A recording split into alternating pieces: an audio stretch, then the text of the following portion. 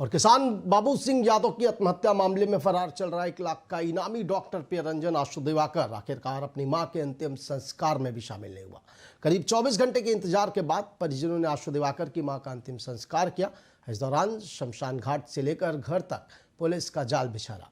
अपनी पत्नी का अंतिम संस्कार करने के बाद डॉक्टर प्रियरंजन आशु दिवाकर के पिता ने एक बार फिर कहा कि उन्हें सीएम योगी से न्याय की उम्मीद है और उन्होंने कहा कि राजनीतिक जीवन में आने के बाद उनके दुश्मन पैदा हो गए और उन्हें षड्यंत्र के तहत फंसाया गया है। बाबू सिंह की जमीन उन्हीं के मिलने वाले सपा नेता नरेंद्र यादव ने हड़पी थी। उन्होंने कहा कि उनकी बेटियों ने ही आशु से मदद की गुहार लगाई थी, जिसके बाद उन्होंने मदद की। पिता ने कहा कि आशु के तो हवन करते हुए हाथ जल गए। किसान बाबू सिंह यादव के सुसाइड नोट को फर्जी बताते हुए उन्होंने कहा कि इसमें 3 तरह से हस्ताक्षर किए गए थे, लेकिन इसकी फॉरेंसिक जांच नहीं कराई गई। वहीं आशु दिवाकर के बेटे ने भी सीएम योगी से न्याय की गुहार लगाई है। पूरे मामले में पुलिस की कार्यप्रणाली पर भी सवाल खड़े किए गए। आशु दिवाकर के बेटे ने कहा कि पूरे मामले में सबसे ज्यादा पुलिस की गलती है।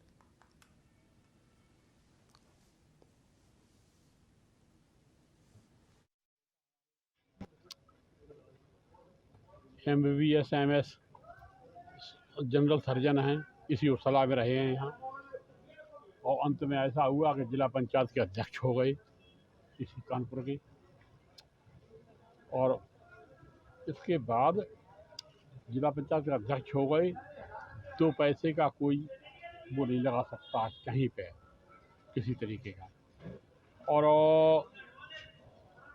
हुआ ये कि ऐसे में फिर दुश्मन भी पैदा हो जाते हैं, जलने वाले चलने वाले। ये भी तो उनने षड्यंत्र रचा, षड्यंत्र के तहत उनको ना बाबू सिंह की ज़मीन का एक टुकड़े की बात कर रहा हूँ, एक टुकड़ा भी मेरे पिताजी के नाम नहीं है। ज़मीन की जो रजिस्ट्री है वो भी मेरे पिताजी के नाम नहीं हुई।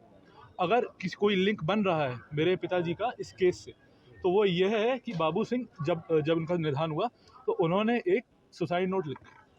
ये जो सुसाइड नोट है, अगर आप तो बहुत टेक्निकल आदमी, आप लोग बहुत चीज़ जानते हैं, आप लोग उसको देखते ही समझ जाएंगे कि 3 राइटिंग अलग अलग है उसमें, अलग अलग 3 राइटिंग, एक दो की बात नहीं हो रही, 3 राइटिंग की।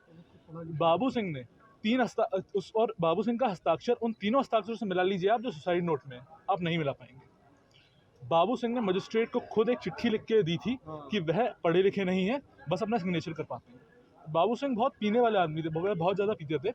उनके हाथ ऐसे ऐसे कांपते थे जब वे लिखते थे, वे लिख नहीं पाते थे। उनका जब बहुत बार बीमार पड़े, मेरे पिताजी ने ही उनका इलाज कराया, फॉर्चून हॉस्पिटल में बहुत इलाज कराया, मेरे पिताजी ने बहुत मेहनत करी। बीच में जब नरेंद्र यादव लोग बहुत परेशान करने लगे, इनके परिवार जो बिटियाँ हैं काजल रूबी, इन लोग बहुत परेशान करने लगे, तब इन लोगों ने मेरे पिताजी को चिट्ठी लिखी कि हमें बचा लीजिए, आप मंत्री बन गए, हमें बचा लीजिए, हमें बहुत परेशान कर रहे हैं लोग। मेरा पिताजी ने मदद करी, मेरे पिताजी ने ही इन लोगों को बचाया। और अब ये बहुत बड़ी पॉलिटिकल साजिश है। अब देख सकते हैं वहाँ क्यों सपा के अफसर्स बैठे हुए हैं, जो फतेह बहादुर गिल हैं, ये क्यों बैठे हुए हैं वहाँ पे। आशु की जमानत के लिए तो ये तो न्यायालय का विवेकी अधिकार है। हमने पूरी बात रखी वहाँ पर, और जो बात रखी गई हमारी तरफ से वो 3-4 मेन मुद्दे थे। पहला मुद्दा तो ये था कि जो प्रियरंजन जी हमारे प्रार्थी हैं, वो सदैव मृतक के परिवार की मदद करते रहे हैं, क्योंकि मृतक की पुत्री द्वारा लिखा गया पत्र है 2021 में, वो हमने पूरा पढ़ा वहाँ पे न्यायालय में। न्यायालय ने उसे अच्छी तरह देखा। दूसरी बात, जो मृतक बाबू सिंह है, उन्होंने 30 मई 2023 को एक सिविल जज जूनियर डिवीज़न में केस दाखिल किया, क्या बोलते 805-23 बात संख्या है।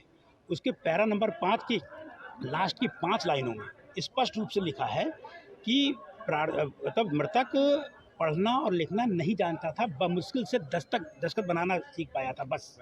और चूंकि है क्या, वो बहुत अधिक दारू पीते थे, और जो दारू पीता है तो उसके हाथ नहीं लिखते।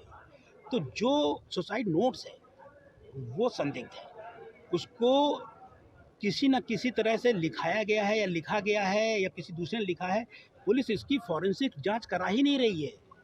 भाई, आज 9 सितंबर को डेथ हुई थी बाबू सिंह की, और पता लगा क्या, अभी तक आज की तारीख है, आज 23 अक्टूबर हो गई, 1.5 महीना हो गया। पुलिस के पास इतना टाइम नहीं मिला कि वो क्या बोलते हैं सुसाइड नोट्स की फॉरेंसिक रिपोर्ट करा सके। इसका मतलब पुलिस किसी न किसी को बचा रही है।